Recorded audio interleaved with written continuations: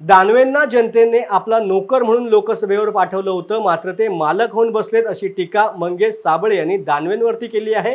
मंगेश साबळे यांनी आज भोकरदन येथील राजूर येथून भव्य रॅली काढून जालना लोकसभा निवडणुकीसाठी त्यांचा अपक्ष उमेदवारी अर्ज दाखल केला। यावेळेला माध्यमांशी बोलत असताना त्यांनी ही टीका केली।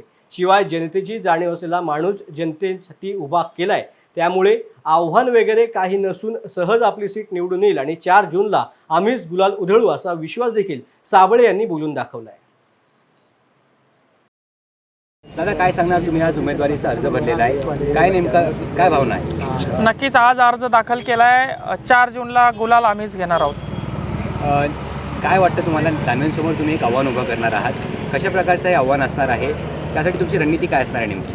दानवेंसमोर आम्ही आव्हान उभं करणार नाही आहोत। दानवेंना मागच्या 25 वर्ष जनतेने एक आपला नोकर म्हणून त्या लोकसभेमध्ये पाठवलं होतं, मात्र हे मालक होऊन बसले। यांनी यांचे घरं भरले, यांच्या पोरांना आमदार केलं, यांच्या सुनांना जिल्हा परिषद सदस्य केलं। हे विसरूनच गेले की मी जनतेचा सालदार आहे, मी जनतेकडनं पगार घेतो।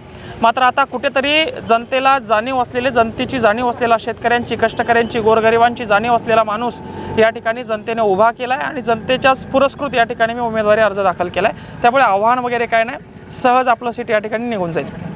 निवडणुकीसाठी तुमची तयारी कशी असणार आहे नेमकी? निवडणुकीसाठी काय तयारी? आता जनशक्ती विरुद्ध धनशक्ती, जनतेमध्ये जायचं, प्रचार प्रसार करायचा, तरुण मित्रमंडळांना सोबत घ्यायचं, सोशल मीडियाच्या माध्यमातून प्रचार प्रसार करायचा आणि सगळं साहित्य त्यांचं मात्र मतदान आपल्याला करून घ्यायचं।